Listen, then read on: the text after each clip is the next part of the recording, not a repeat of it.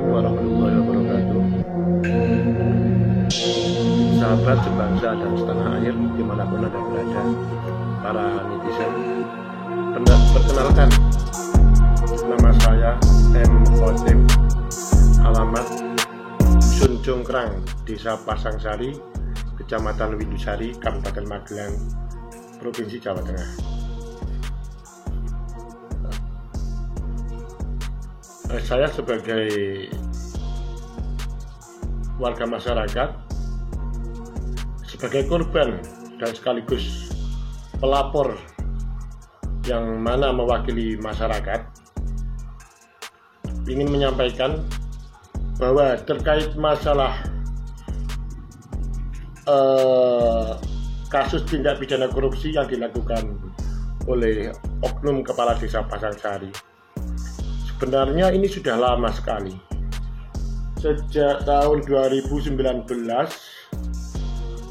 dan sudah kami laporkan ke Bapak Bupati, yaitu pada tanggal 23 Juni tahun 2020. Yang kemudian Bapak Bupati mendisposisikan kepada inspektorat. Lalu tim inspektorat melakukan pemeriksaan atau audit. Dari beberapa pemeriksaan, alhasil inspektorat menemukan nominal yang cukup fantastis, yaitu sekitar 460-an juta. Itu terkait tindak pidana korupsi tahun anggaran 2019 dan 2020. Padahal ketika saya mempelajari LHP, laporan hasil pemeriksaan inspektorat, itu inspektorat sangat meminimalisir temuan. Satu, sebagai sampling saja ya, dari hasil audit inspektorat terkait masalah proyek pavingisasi jalan wisata religi Makam Giyanti, dari anggaran 200 juta itu ada selembar nota, yaitu di situ tertuang pembelanjaan yang nominalnya 164 juta 900 sekian. Jadi hampir 165 juta. Padahal itu dari anggaran 200 juta. Itu satu lembar nota itu kan berarti hampir menghabiskan anggaran. Di sini yang kami sayangkan, kenapa inspektorat tidak melakukan tindak klarifikasi kepada pihak terkait, yaitu kepada toko material UD Langgan Jaya. Padahal dari nota palsu yang dilampirkan pada SPJ itu, yang dari nominal 164 juta lebih tadi, itu faktanya hanya dibelanjakan 24 juta saja. Jadi satu lembar nota itu markup-nya itu sudah 140 juta lebih. Namun yang dituangkan pada LHP oleh inspektorat itu cuma 81 juta. Belum lagi ada lampiran yang dinyatakan penerima upah kerja dan tukang itu mencapai nominal 28 juta lebih. Itu dari 24 orang yang dinyatakan di situ, tanda tangannya dipalsukan semua.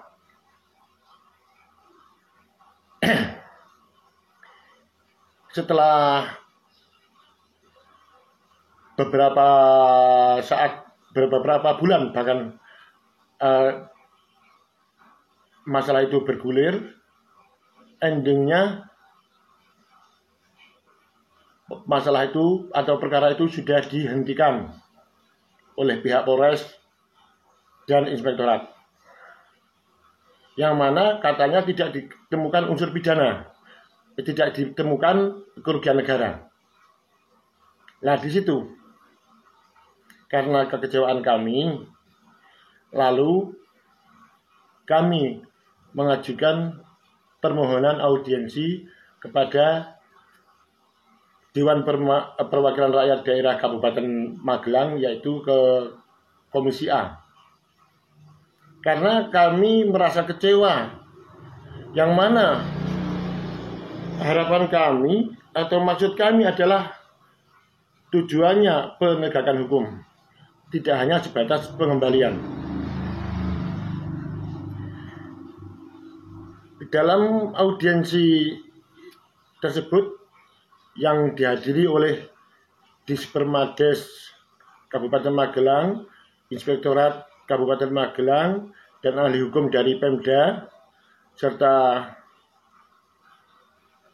di hadapan Dewan Komisi A, itu kami diberi petunjuk oleh Ketua Komisi A, yaitu beliau Bapak Budi Purnomo. Beliau memberi petunjuk kepada kami berhubung masalah atau perkara oknum Kades tersebut sudah dihentikan atau sudah di SP3. Apabila masalah tersebut mau dilanjutkan, kami diharapkan membawa bukti baru atau bukti temuan baru. Setelah itu kami mengiyakan, oke Pak. Setelah itu kami pulang, kami minta kepada Sekdes terkait APBDes perubahan akhir tahun 2021. Karena ketika kami minta di BPD atau pendamping desa, mereka tidak pegang APBDes. Nah, disitulah ya kami bisa mengvonis bahwa BPD dan pendamping desa itu tidak potensi, yang mana mayoritas yang dipilih sebagai BPD itu orang-orangnya oknum. Dan anehnya, kenapa BPD tidak dikasih atau tidak memegang APBDes?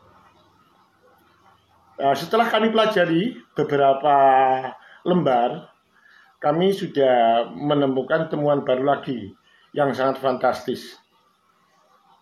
Di antaranya dari rekomendasi inspektorat, keterangan dari inspektorat itu, dana yang sudah dikembalikan itu sekitar 460 juta.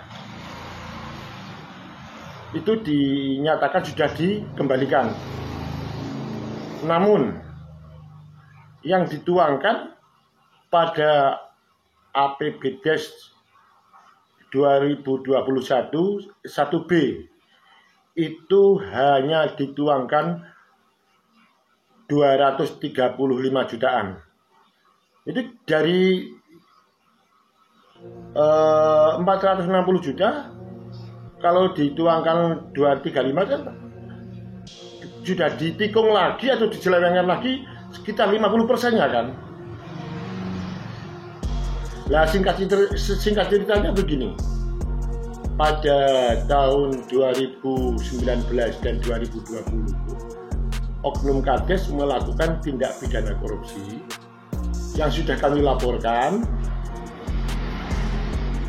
lalu sudah diaudit, diperiksa oleh inspektorat, ada temuan, lalu sudah dikembalikan, kemudian diselewengkan lagi dan diselewengkan lagi.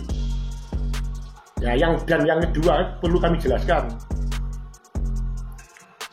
yang mana pengembalian tersebut pada APBDes disebut dana lain-lain atau dana pengembalian, yaitu dialokasikan atau direalisasikan untuk beberapa proyek lagi, yaitu yang kami ketahui diantaranya sebagai sampling saja, untuk pengadaan 6 unit WiFi pada APBDes itu dianggarkan 30 juta rupiah, namun realisasi kurang dari 8 juta. Itu sudah termasuk PPh-nya. Yang kedua, dari dana pengembalian tersebut dialokasikan untuk pembangunan pavingsasi tahap kedua, yang mana di situ tertuang anggaran 111 juta sekian. Namun yang diberikan kepada panitia itu hanya 67.500.000 rupiah. Kemudian dari beberapa temuan baru, langsung kami laporkan ke APH, yaitu ke Kejaksaan. Pada tanggal 26 Oktober tahun 2022, tahun silam, yang kemudian kami susul dengan bukti temuan baru lagi, yaitu terkait pembangunan rehabilitasi jalan, betonisasi jalan Jenggotan dari anggaran 100 juta lebih 950.000. Yang kedua, yang bersebelahan itu ada bangunan lagi, yaitu drainase, itu dari anggaran 71 juta. Jadi, namun dari dua anggaran tersebut, itu dua proyek ada dua anggaran, itu sekitar berapa ya? 171.950, hampir 172 juta. Namun faktanya yang diberikan kepada TPK kurang dari 90 juta.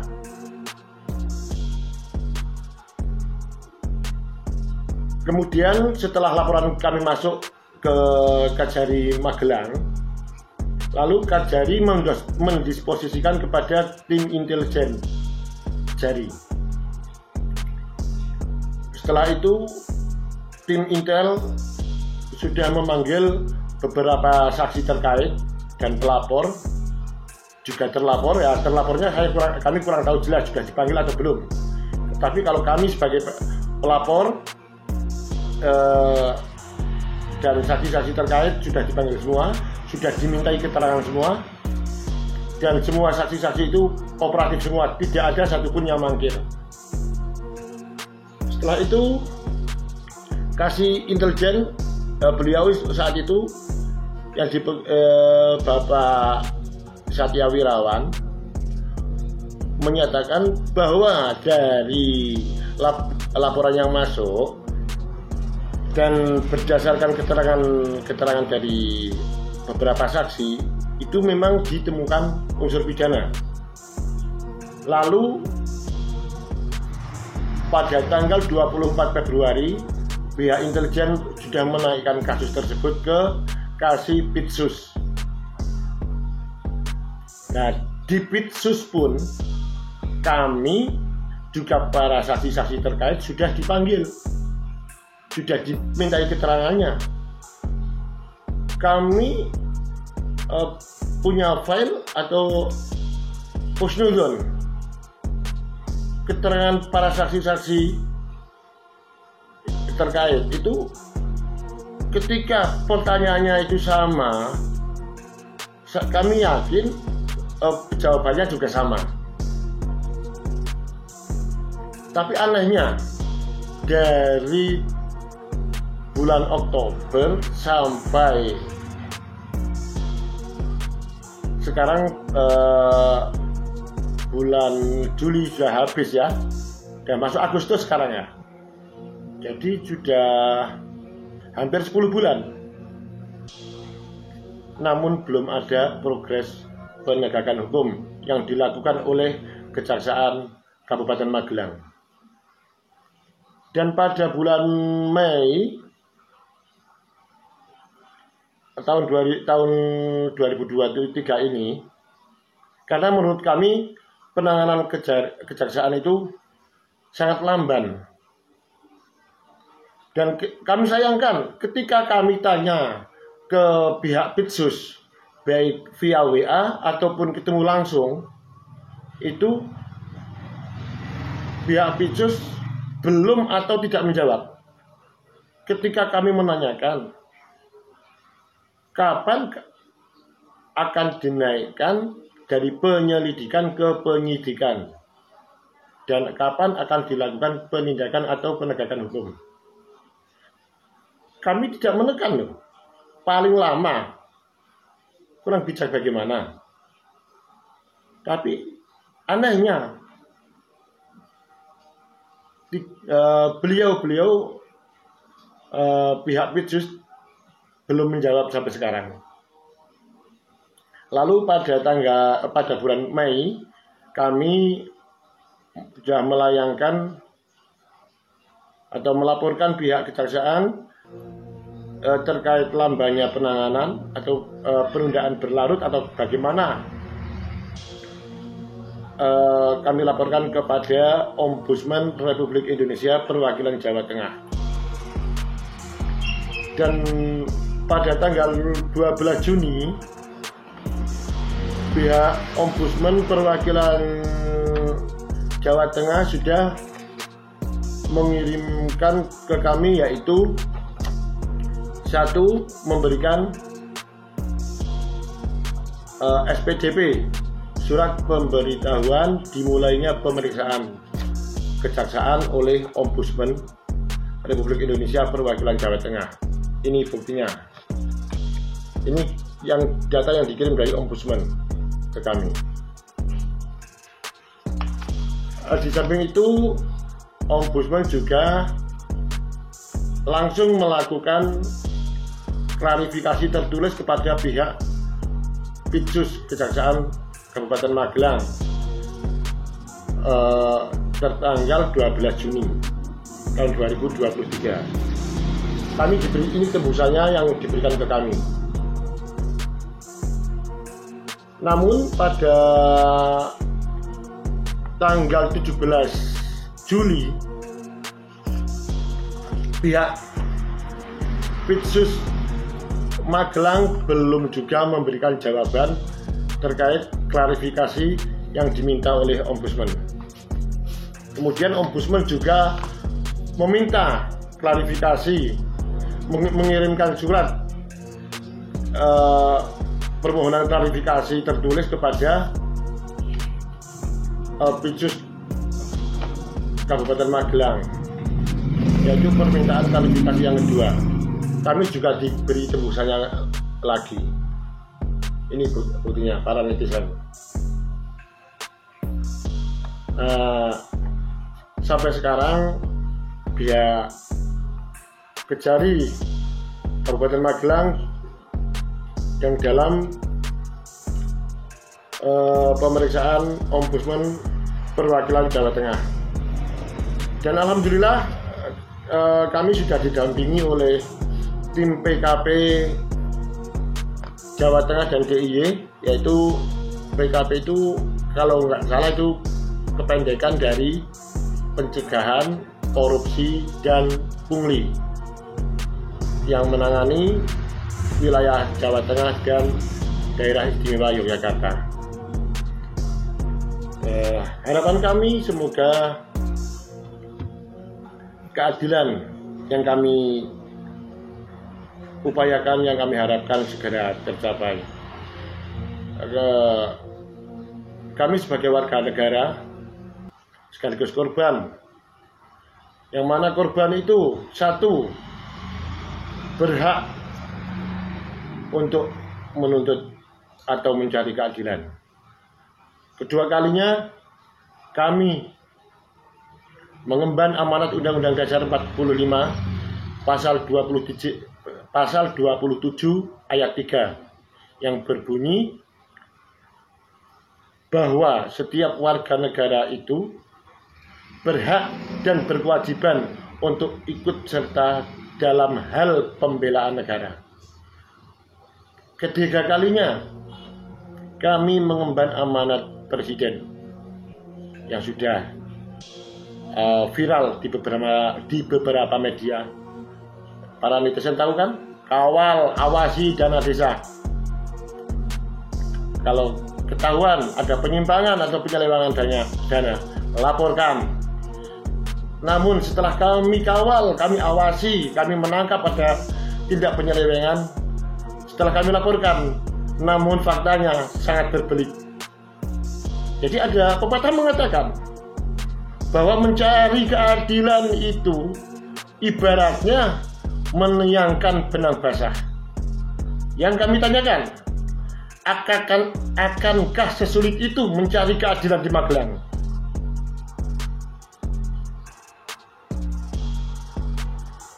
Demikian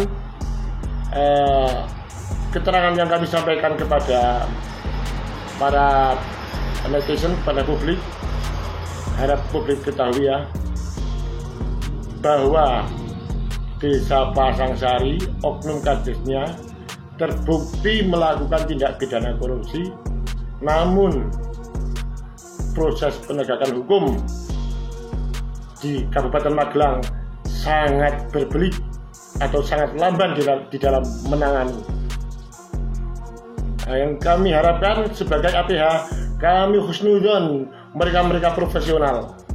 Ya, sekarang tunjukkan profesionalnya APH dalam menangani kasus yang kami adukan ini. Sekian, wassalamualaikum warahmatullahi wabarakatuh.